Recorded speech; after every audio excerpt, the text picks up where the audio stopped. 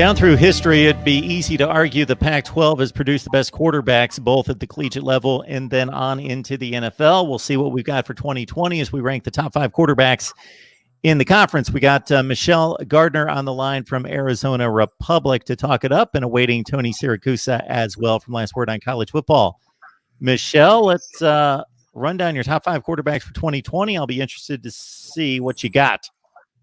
Well, I don't rank a quarterback that's a newcomer. I think if you look at the quarterbacks that graduated, there aren't a whole lot of quarterbacks coming back. So I kind of don't throw a lot of stake into a transfer quarterback or a place where you've got a quarterback battle. So I'm going to preface it with that. So I'm going to go at number 5. I'm going to go Dorian Thompson-Robinson from UCLA. I'm not overly impressed with him. I guess he's on the list for the lack of other guys to put on, like I said, with so many graduated, but just very, very erratic. He had some great moments, and then he had moments where he was very pedestrian. So we'll put him there. Again, UCLA's got some returning players, and I think he needs to step it up, just like we've talked about Chip Kelly needing to have a good year. I think he needs to have a good year too. Number 4, I'm going to go Grant Gunnell from Arizona.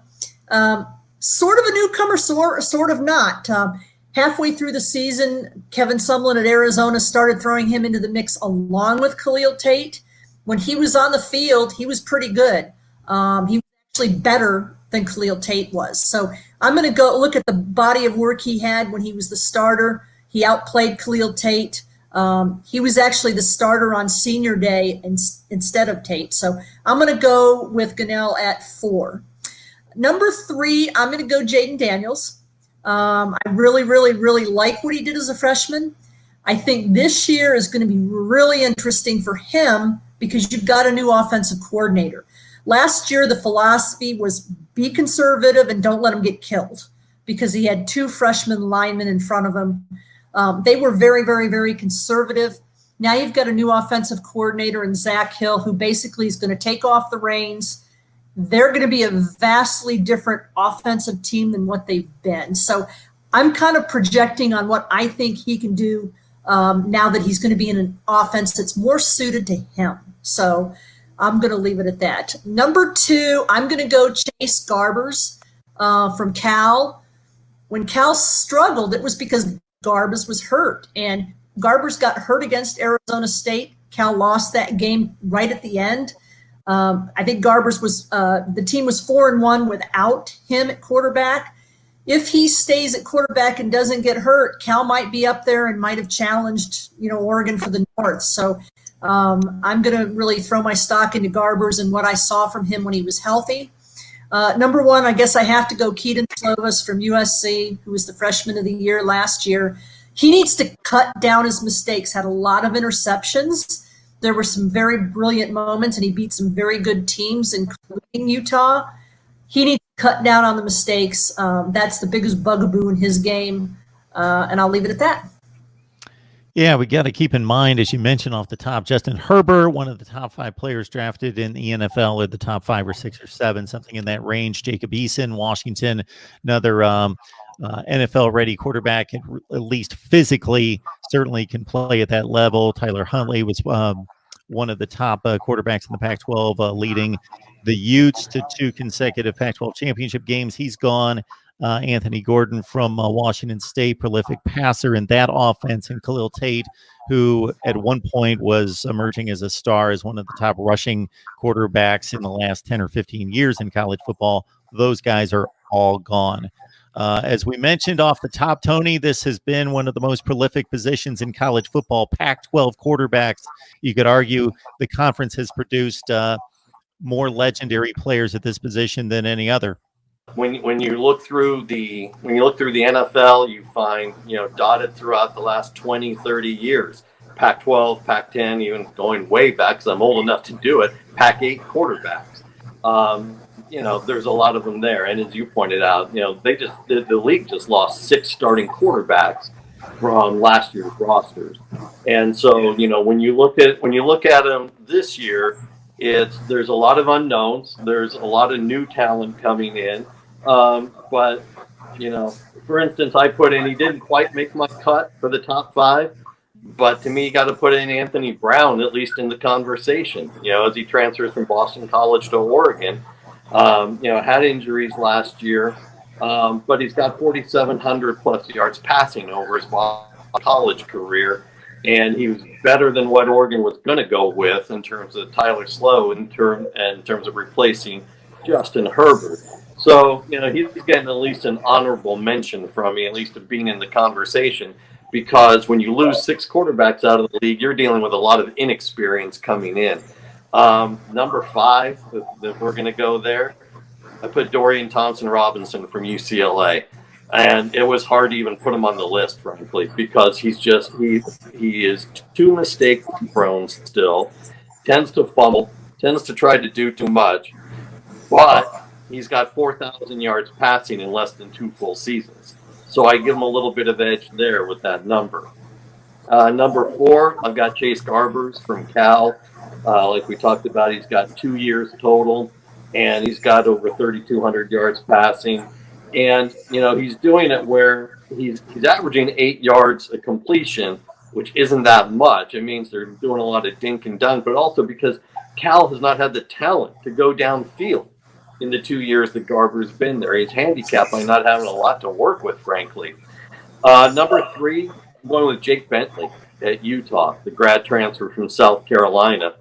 And again, based on what he's done at South Carolina. I mean, he was hurt last year in the first game of the season, wound up being replaced by Ryan Helinski, but he's a career 63% passer. He's got almost 8,000 yards passing in his time there, and 55 touchdowns. A little high on the interceptions, against better SEC defenses.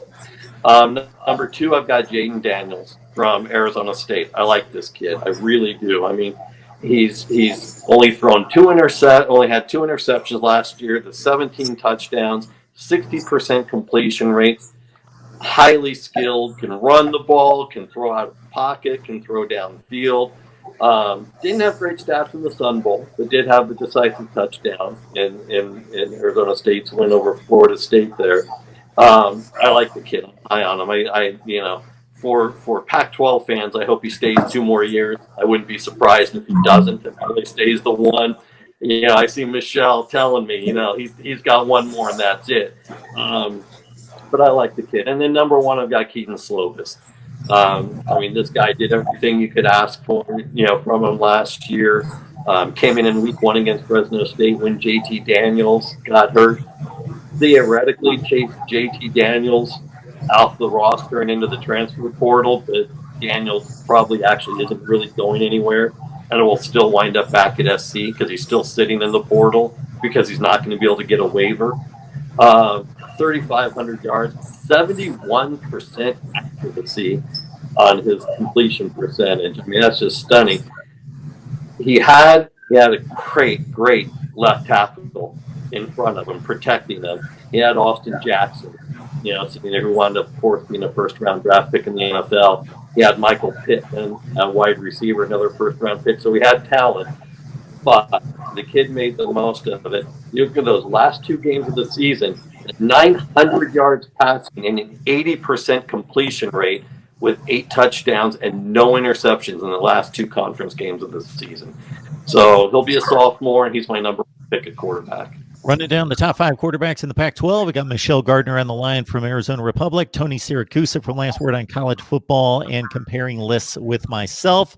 The lists are down in the description section below. All right, here's my top 5. Pretty close to Tony's here. I got Chase Garbers from Cal, the junior. Got to consider a couple key stats here. Number 1, 14 TDs, 3 picks. Great ratio last year. Improved from 14 and 10 the year before, so he's learning to cut down his mistakes. Had a huge game against Illinois in the bowl game, 4 touchdown passes, 22 of 31. Cal was 7-0 when he started. They were 1-5 when he did not start. I think that means something. Number 4, Jake Bentley, South Carolina, grad transfer to Utah. Top 4 all-time at South Carolina in completions, yards, TDs. Turned it over a little bit too much with the Gamecocks, but otherwise plays the role, looks the part. Big kid, strong kid, stands tall in the pockets, got a big arm, got all the talent you would want in terms of throwing the football, just needs to make better decisions. And I would think the Utah offense would be the place to go when you're going to cut down on your mistakes. Kyle Whittingham is not going to let him just chuck it all over the field. Davis Mills at Stanford, limited sample size here, but a great, great five-star talent. And I am projecting toward 2020, and I'll explain my number one. And that's one of the reasons why my number one and number three guys are where they are. So Davis Mills, 66% completion percentage when he was in there. Health has been an issue. His one outstanding game against Washington State last year, 500 yards, 5 TDs against the Cougars. All right, number two, I've got the quarterback who had the best season last year of the returning players, but I've got him at number two in Keaton Slovis. You both did a nice job of pointing out the advantages and the disadvantages. The advantages, he played with more wide receiver talent and will again this year than anybody in the conference. On the flip side, he also was thrown into a difficult situation. He was not the starter. He wasn't the backup. He was the third stringer, and suddenly, boom, he's the guy as a 3-star suddenly thrown into the fire, throws 30 touchdowns, and to Tony's point, was third in the nation in completion percentage. Yeah, he chucked it around a little bit, had a bad game against BYU with 3 picks, but overall just had an outstanding season. Keaton Slovis. And then at number one, again, I'm making a projection here. I think he's the most talented kid, and I think he's got a ton of moxie and didn't play with a whole lot of talent. And I think he's ready for a huge year, and that's Jaden Daniels at Arizona State. So I'm getting on Michelle's good side, hopefully. I think just the combination of mobility, again, didn't play with a ton of talent, i.e. Eno Benjamin having difficult running the ball because the offensive line was a bit banged up and youthful. What I think really speaks to this kid is that he had more fourth quarter comebacks than just about any quarterback in the country. Michigan State, Cal, Washington State, Florida State, some of those games they were down 2 scores in the fourth quarter. He won them all. Herm Edwards is pretty much building his program around this kid having a big year. And to throw 2 picks in over 300 pass attempts, again, that was the number one figure in the nation as well. So he takes care of the football as well. It's like just the light never had to come on with him. It was already on. To be that young of a quarterback and know I can't turn it over. This is what I need to do in this offense, and to be able to pull it off and win big games on the road in conference and at Michigan State, I think says a lot for the kid. I wanted to point out before we go here, you both had DPR from UCLA in your top 5, accounted for 25 total touchdowns, did throw 12 picks. I believe, Michelle, you went with Grant Gunnell of Arizona in your top 5 as well. He had limited time, but put up some nice numbers at 9 TDs and a pick. Washington State quarterbacks always excel, and Cameron Cooper's probably going to be their starter this year. And then the Pac-12 champions have a new starting quarterback, and it's impossible to assess him at this point, but it's either going to be, as Tony mentions, Anthony Brown, who threw 40 touchdowns at Boston College during his time there in 28 starts, or it's going to be Tyler Shook, the highly prized top 10 pro-style quarterback. And that's pretty much, I would think, the talent at Oregon State and Colorado probably not going to come into play with Tristan Gebbia and Tyler Lytle. But interesting selection of quarterbacks. We're pretty much on the same page.